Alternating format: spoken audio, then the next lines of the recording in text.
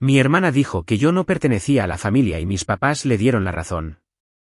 Así que me mudé, cambié de número y corté todo contacto con ellos. Tiempo después, tuvieron un incidente durante unas vacaciones y me reventaron el teléfono pidiendo ayuda.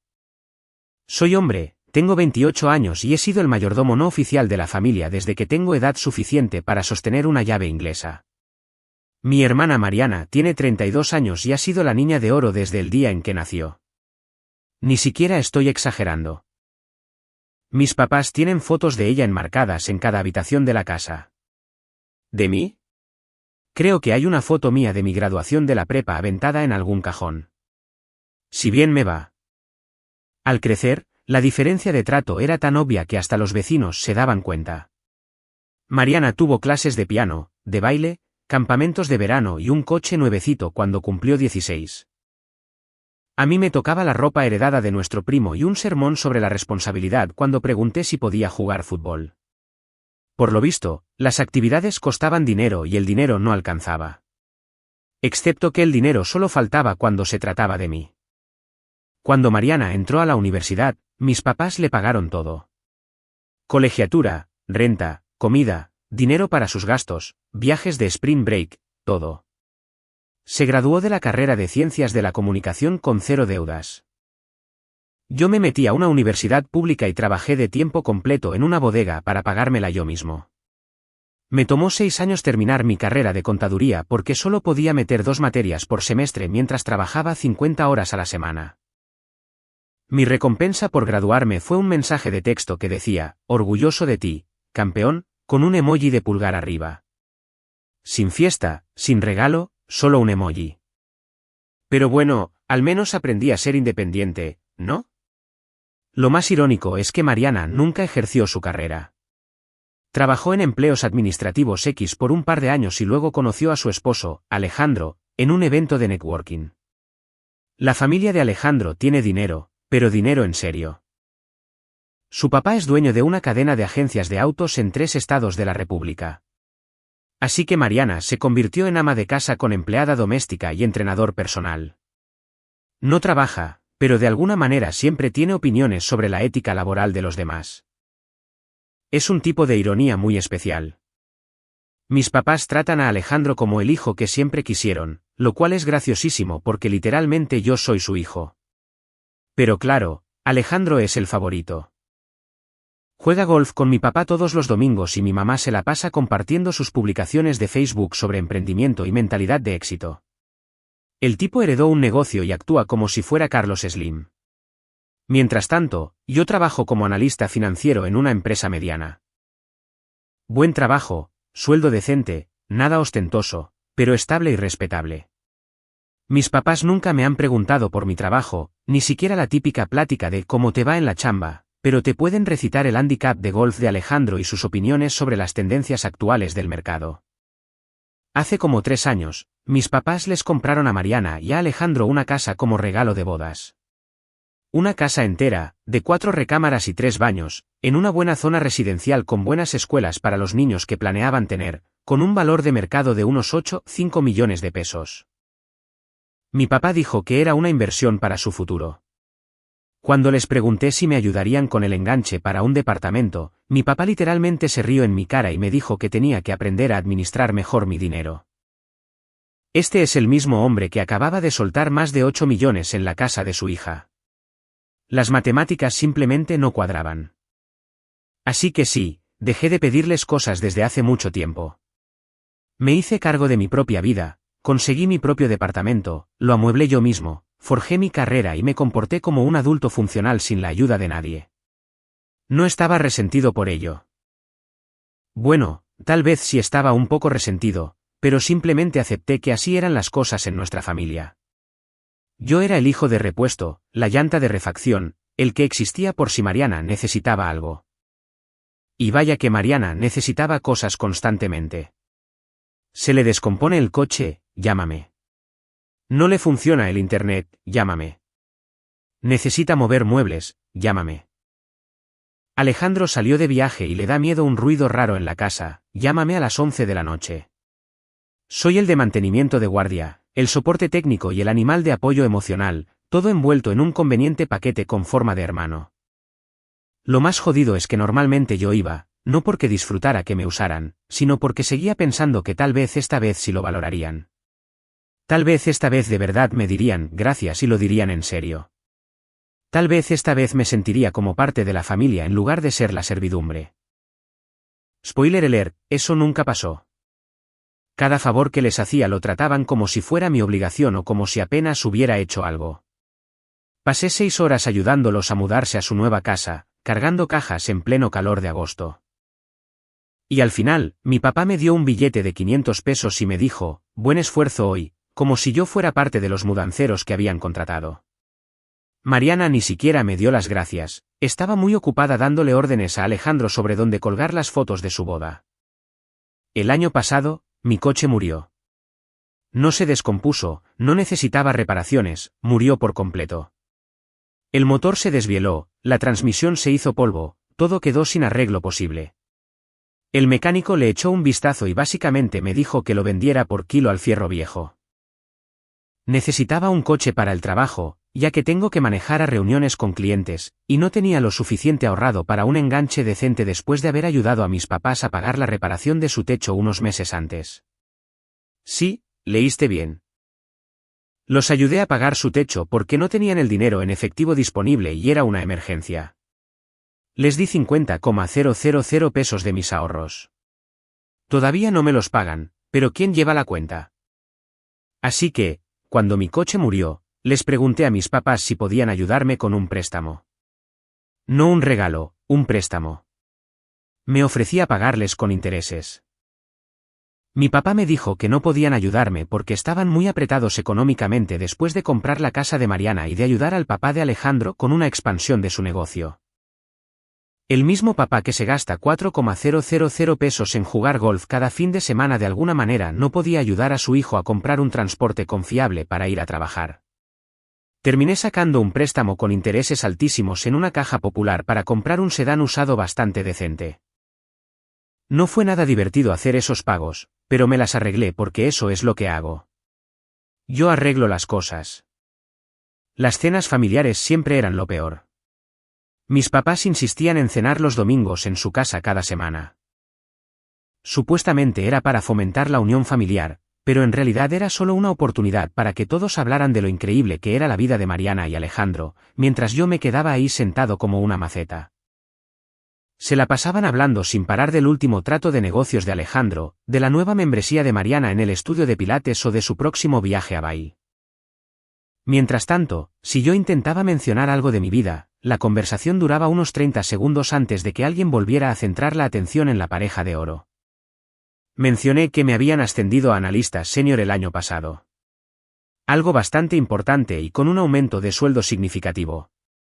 Mi mamá me dijo, qué bueno, mijo, e inmediatamente le preguntó a Mariana sobre sus planes para redecorar su sala. Podría haber anunciado que me mudaba a Marte y habría recibido el mismo nivel de interés. Pero seguía yendo a esas cenas porque al parecer me encanta sufrir. O tal vez solo guardaba la esperanza de que algo cambiara, de que un día despertaran y se dieran cuenta de que tenían 2 hijos, no solo una. Hace como 6 meses, las cosas empezaron a empeorar.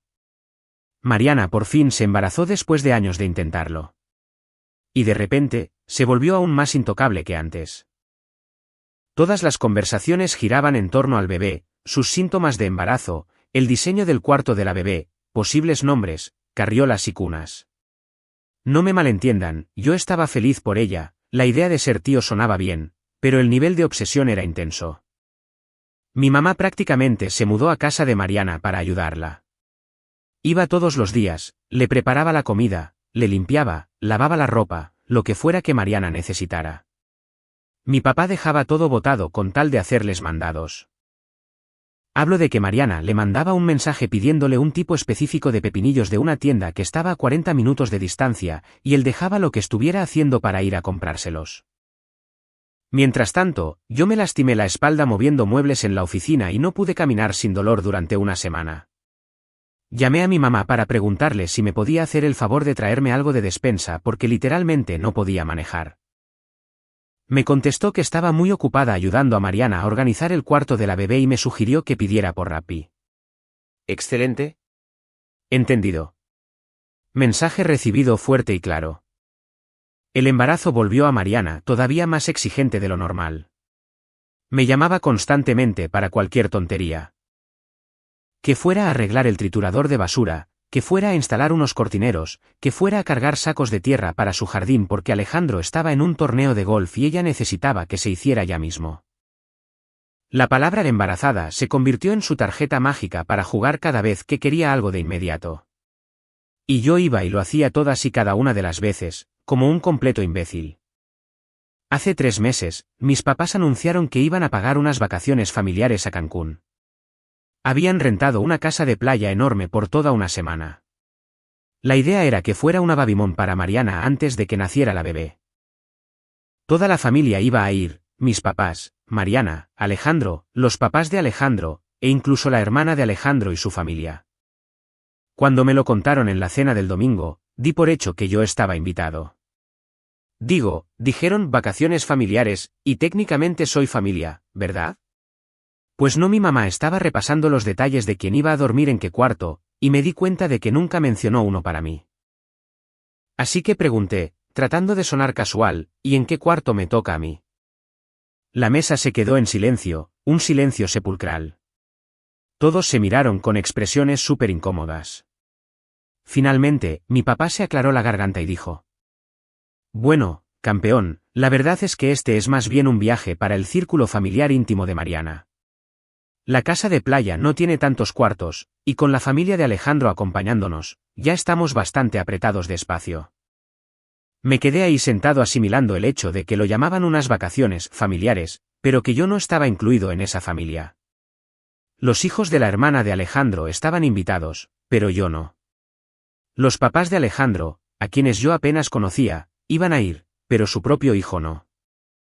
Claro, dije. Tiene sentido. Mi mamá intervino con esa falsa voz de compasión que siempre usa. ¿Entiendes, mijo? Mariana necesita estar rodeada de su red de apoyo en estos momentos. Además, de todos modos estás muy ocupado con el trabajo. Pensamos que ni siquiera ibas a querer pedir vacaciones. Nunca me preguntaron si yo quería pedir días libres. Simplemente decidieron por mí que yo no querría ir. O, para ser más exactos, decidieron que no me querían ahí. Mariana no había dicho ni una sola palabra durante todo este intercambio. Solo jugaba con la pasta en su plato, sin hacer contacto visual. Alejandro estaba viendo su celular como si fuera la conversación más aburrida del mundo. Ninguno de los dos me defendió ni sugirió que tal vez podrían hacerme un espacio. Sí, no hay problema, dije. De todos modos tengo proyectos en el trabajo. Terminamos de cenar con todos fingiendo que esa conversación tan incómoda no acababa de suceder. Ayudé a recoger la mesa como de costumbre, llené el lavavajillas como siempre y manejé a casa preguntándome por qué seguía sometiéndome a esto. Pero eso ni siquiera fue lo peor. Lo peor llegó 2 semanas después. Era otra cena de domingo y estaban repasando los preparativos finales para el viaje a Cancún, que sería la semana siguiente. Mi mamá estaba haciendo listas. Mi papá hablaba de los restaurantes en los que ya habían hecho reservaciones, y Mariana se quejaba de si la casa de playa tendría suficientes enchufes para todas sus cosas de embarazada. Yo estaba ahí sentado, callado, comiéndome mi asado, tratando de ignorarlo todo.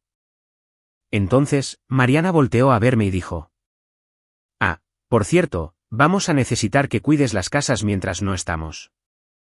No me estaba preguntando, me lo estaba ordenando. ¿Quieres que cuide tu casa? Le pregunté.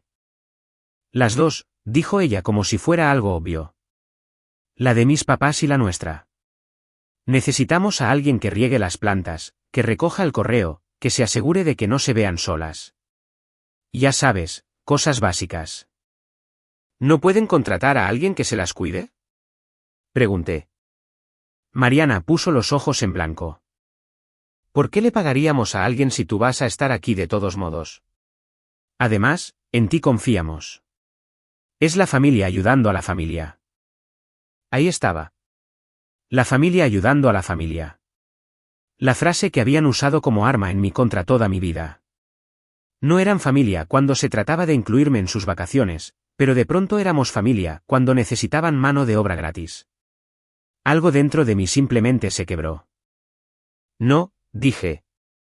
Todos dejaron de comer y se me quedaron viendo. ¿Cómo que no? Preguntó Mariana, como si le hubiera hablado en otro idioma. Me refiero a que no les voy a cuidar las casas. Mi papá bajó su tenedor. Hijo, tu hermana necesita ayuda. Está embarazada. Esto es importante. Entonces contraten a alguien, repetí. Estoy seguro de que hay un montón de agencias que se dedican a esto profesionalmente. La cara de Mariana se puso roja. Alejandro levantó la vista de su celular. Oye, güey, ¿cuál es tu problema? Solo te están pidiendo que eches un ojo a las casas. Mi problema, dije, manteniendo la calma, es que soy lo suficientemente bueno para ser familia cuando necesitan algo de mí. Pero no soy lo suficientemente bueno para ser familia cuando están planeando vacaciones. No se puede tener ambas cosas. Mi mamá soltó un grito ahogado como si yo hubiera dicho una barbaridad. Eso no es justo. Tú conoces la situación con la casa de playa. Simplemente no había espacio suficiente. Ah, sí. No hay espacio para mí, pero sí para los hijos de la hermana de Alejandro, con la que Mariana casi ni se habla. Entendido. Mariana se levantó, arrastrando la silla ruidosamente. ¿En serio vas a hacer que mi embarazo se trate sobre ti? ¿Así de egoísta eres? ¿Yo soy el egoísta? Pregunté. Qué curioso. ¿Sabes cuál es tu problema? Dijo Mariana, alzando la voz. Estás celoso. Siempre has estado celoso de mí, de mi vida, de mi matrimonio, de todo. No soportas verme feliz. No estoy celoso de ti, dije con calma. Solo estoy harto de que me traten como a la servidumbre. ¿La servidumbre? ¿Me estás jodiendo? Te incluimos en todo. Me incluyen cuando les conviene. Cuando necesitan que les arregle, mueva o haga algo. Pero a la hora de ser realmente parte de esta familia, solo soy un cero a la izquierda. Mi papá dio un manotazo en la mesa. Ya basta. Estás siendo un falta de respeto. ¿Yo estoy siendo un falta de respeto? Me he pasado toda mi vida de adulto estando ahí para todos ustedes. Ayudé a pagar su techo. Ayudo a Mariana con cada cosa que me pide. Vengo a estas cenas todas las semanas, aunque a nadie le importa un carajo lo que tenga que decir. Y ahora resulta que ni siquiera valgo un lugar en unas vacaciones familiares. No fue nada personal, dijo mi mamá débilmente. Siempre es personal, mamá. Todo lo que hacen es personal. Solo que no quieren admitirlo. Mariana se cruzó de brazos. Si eres tan infeliz siendo parte de esta familia, entonces tal vez deberías irte. La mesa se quedó en silencio otra vez.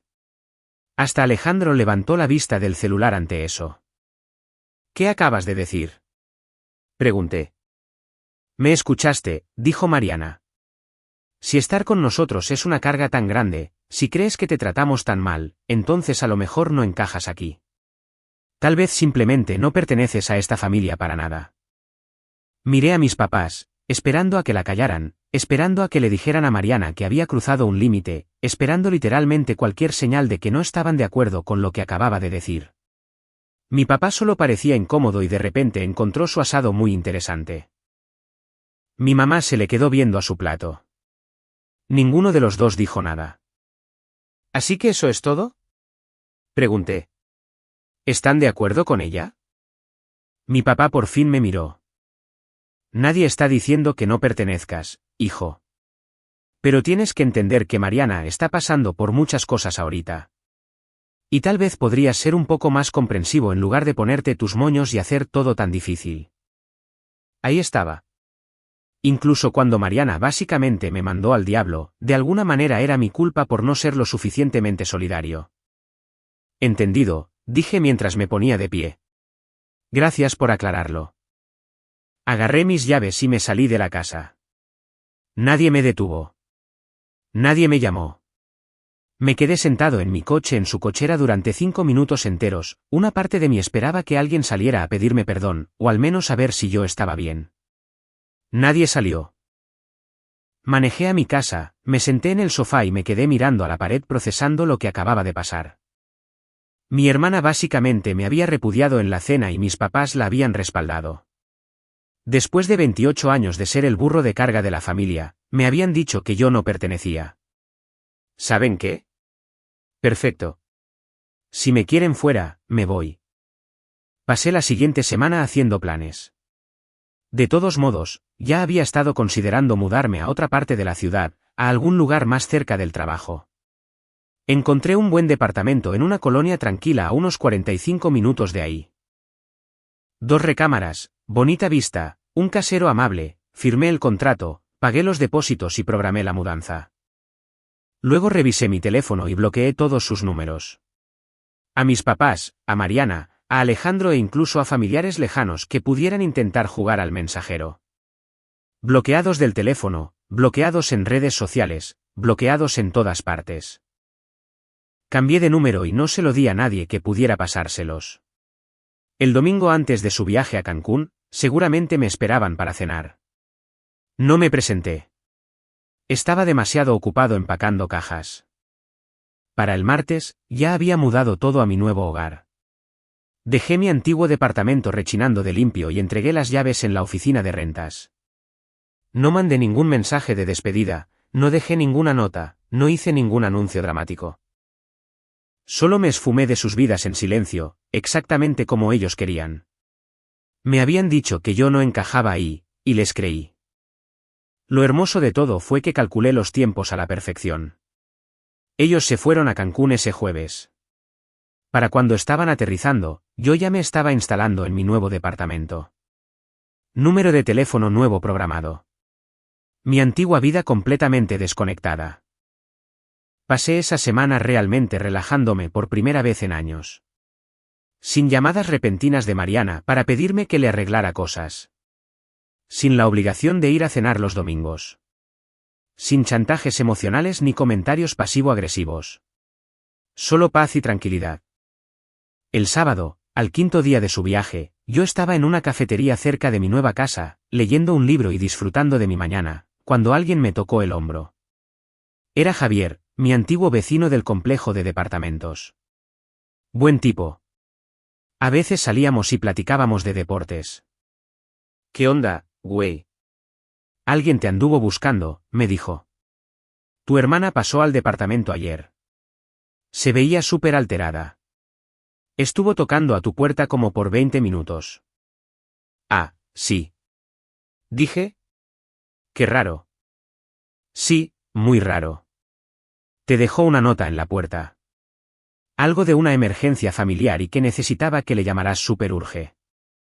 Supuse que querrías saber. Te lo agradezco, le dije. Pero estoy bien. Javier me lanzó una mirada curiosa, pero no insistió. Platicamos unos minutos más sobre mi mudanza y luego se fue. Una emergencia familiar. Qué conveniente. Me pregunté qué podrían necesitar que pudiera catalogarse como una emergencia. Más tarde esa noche, me dio la suficiente curiosidad como para revisar mi viejo buzón de voz de antes de cambiar de número. Lo había desviado a mi correo antes de dar de baja la línea, y en efecto, había mensajes.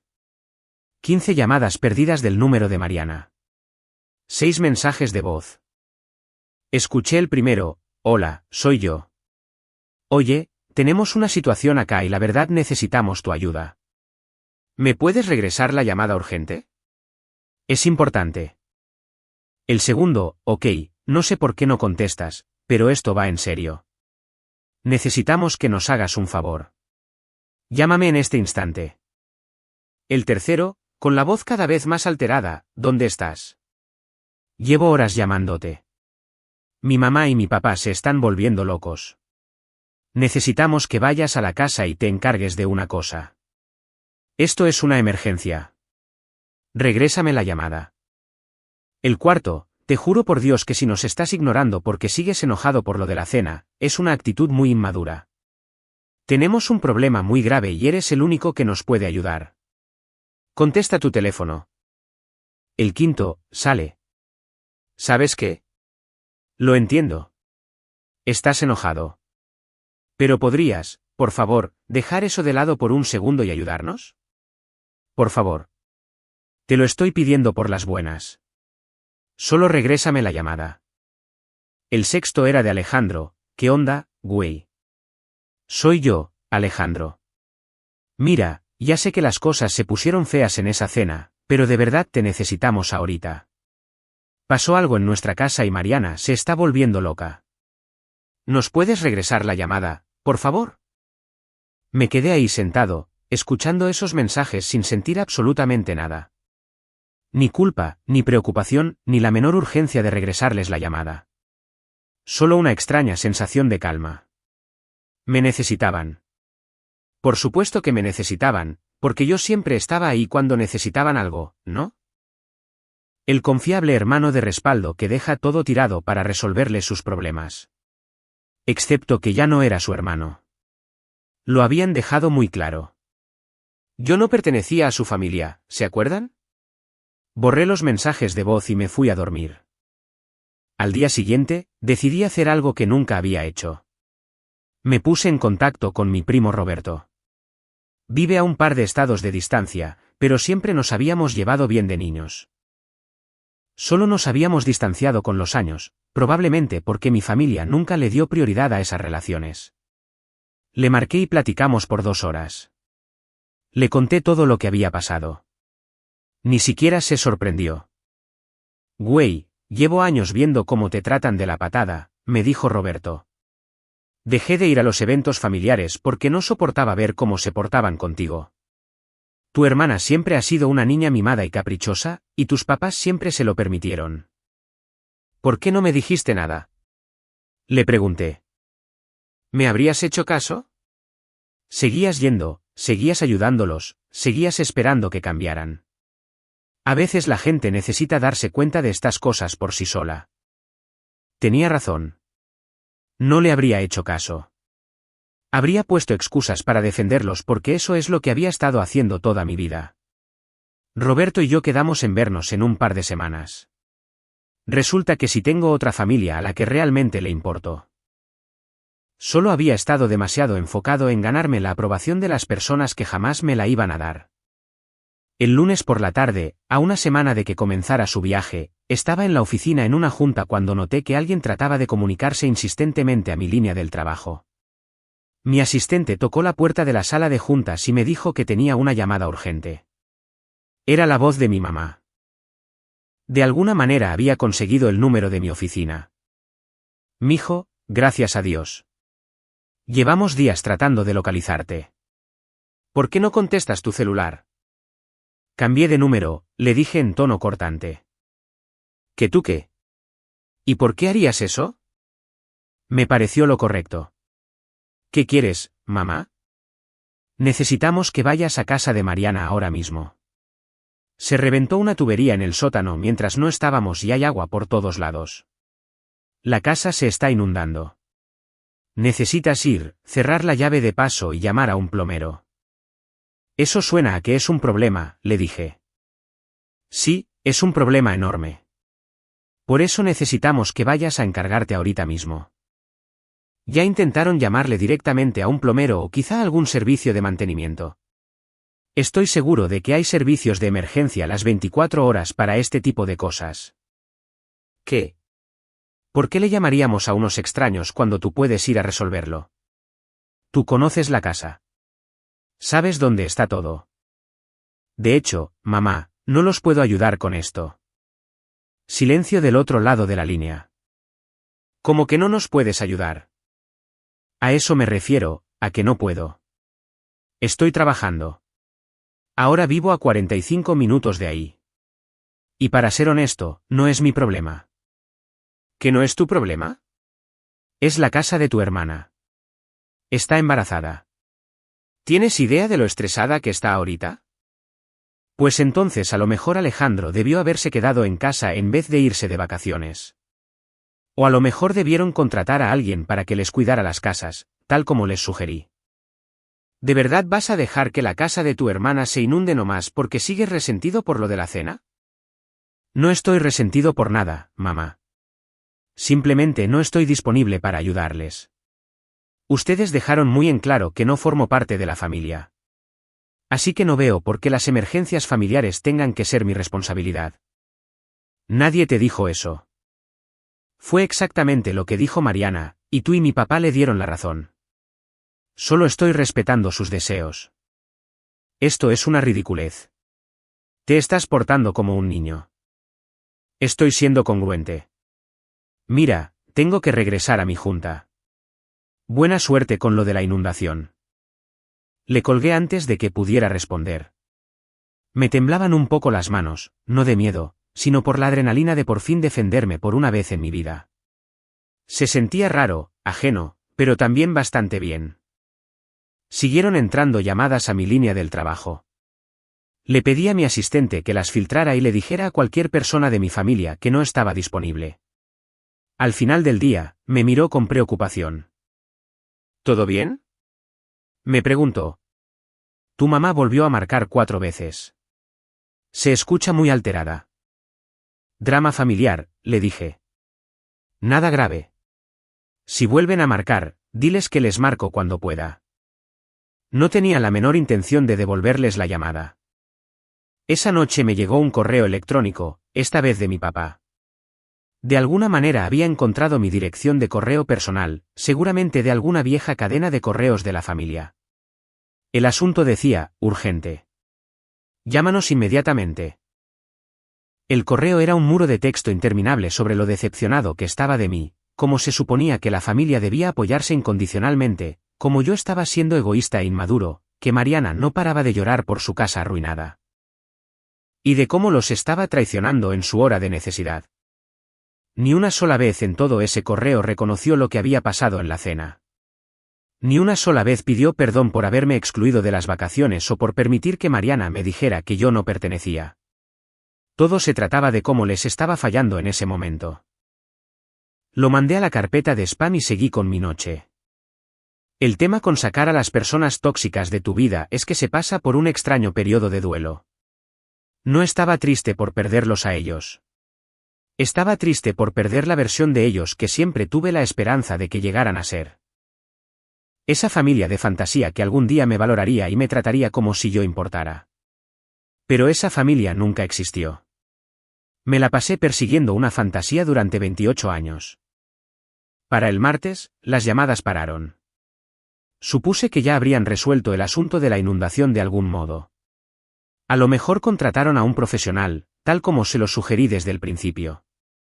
Quizá la familia de Alejandro les ayudó. A lo mejor adelantaron su vuelo de regreso. No lo sabía y en realidad tampoco me importaba. El miércoles por la noche, estaba en el gimnasio cuando vi una llamada perdida de un número desconocido. Había un mensaje de voz. Era de Alejandro. ¿Qué onda, güey? Mira, solo quería decirte que... No sé, a lo mejor la cagamos. Mariana se la ha pasado deshecha toda la semana. Lo de la casa estuvo feo. Hay como 500,000 pesos en daños por el agua. Pero eso ni siquiera es lo que le molesta. Se siente súper culpable por lo que te dijo en la cena. Mi mamá la confrontó cuando se enteró de lo que pasó. Le dijo que se había pasado de la raya. Hizo una pausa y pude escuchar voces en el fondo. Como sea, ni siquiera sé si vas a escuchar esto. Tu mamá dijo que cambiaste de número y te mudaste, pero sí lo escuchas. No sé, güey. Tal vez dale chance de pedirte perdón. Está embarazada, está muy sensible y dijo algunas cosas que no sentía de verdad. Todos extrañamos tenerte por aquí. Escuché el mensaje 2 veces. Había algo casi genuino en la voz de Alejandro. Casi. Pero la frase clave en todo su mensaje fue no lo sentía de verdad. Ese es el clásico preámbulo para una no disculpa. No lo sentía de verdad. Estaba muy sensible. Está embarazada. Todo el mundo tenía una excusa de por qué a Mariana se le debía perdonar su comportamiento. Nadie reconoció nunca que tal vez, solo tal vez, si lo decía en serio. Que esas palabras venían de un lugar real, que lo había estado pensando durante años y por fin lo dijo en voz alta. Y, lo que es más importante, nadie mencionó el hecho de que mis papás se habían quedado ahí sentados en silencio y dejaron que pasara. La habían elegido a ella por encima de mí en ese momento, justo como la habían elegido a ella por encima de mí toda mi vida. Un mensaje de voz de Alejandro diciendo que se siente culpable no era suficiente para borrar 28 años de estar en segundo lugar. Borré el mensaje. Durante las siguientes semanas, me fui acomodando a mi nueva vida. Me hice amigo de mis vecinos, encontré un gimnasio que de verdad me gustaba, empecé a ir a las noches de trivia en un bar cerca de mi departamento con algunos compañeros del trabajo, construí rutinas que no implicaban cenas dominicales ni llamadas de último minuto para pedir favores. Era pacífico, tranquilo. Mis niveles de estrés bajaron. No estaba constantemente a la defensiva, esperando la siguiente exigencia o crítica. Simplemente podía existir sin tener que justificar mi existencia. Roberto vino de visita como habíamos planeado. Pasamos un fin de semana explorando la ciudad, recuperando el tiempo perdido. Él se había construido una buena vida en otro estado, completamente separado del drama de nuestra familia. Había descubierto hace años lo que a mí me había tomado casi 3 décadas aprender: a veces lo más sano que puedes hacer es alejarte. Te ves diferente, me dijo Roberto mientras comíamos, más relajado. Sí, le contesté. Resulta que no tener a gente diciéndote constantemente que no eres lo suficientemente bueno hace maravillas por tu salud mental. ¿Crees que algún día se den cuenta? Preguntó. ¿Que la regaron? Me encogí de hombros. Sinceramente, no creo que lo vean de esa manera. En sus mentes, yo soy el que los abandonó por nada. Yo soy el que está siendo dramático y guardando rencor. Probablemente sea cierto, dijo Roberto. Pero ese ya es su problema, no tuyo. Tenía razón. Era su problema. Aproximadamente 6 semanas después de mudarme, iba saliendo de mi departamento para ir a trabajar cuando encontré un sobre pegado en mi puerta. Sin remitente, solo mi nombre escrito con la letra de mi mamá. Adentro había una tarjeta, una de esas tarjetas genéricas de Pensando en ti que venden en el súper. El mensaje de adentro estaba escrito con la letra de mi mamá. Sabemos que estás molesto con nosotros y queremos arreglar las cosas. Mariana está muy arrepentida de lo que dijo. Todos lo sentimos. Eres nuestro hijo y nuestro hermano y te queremos. Por favor, llámanos para que podamos hablar de esto. Te extrañamos. Mamá, papá, Mariana. Hasta abajo, Mariana había agregado: perdón, me equivoqué. Por favor, regresa. Leí la tarjeta 3 veces, busqué cualquier cosa que reconociera lo que realmente había pasado. Cualquier reconocimiento de los años de trato desigual, cualquier admisión de que tal vez el problema no fue solo una cena, sino toda una vida de ser tratado como si yo no importara. No había nada. Solo disculpas genéricas y un "te extrañamos".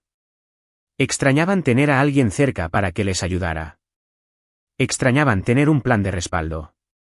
Extrañaban tener mano de obra gratis y apoyo emocional cuando lo necesitaban. No me extrañaban a mí. Extrañaban lo que yo hacía por ellos. Tiré la tarjeta al bote de reciclaje y me fui a trabajar.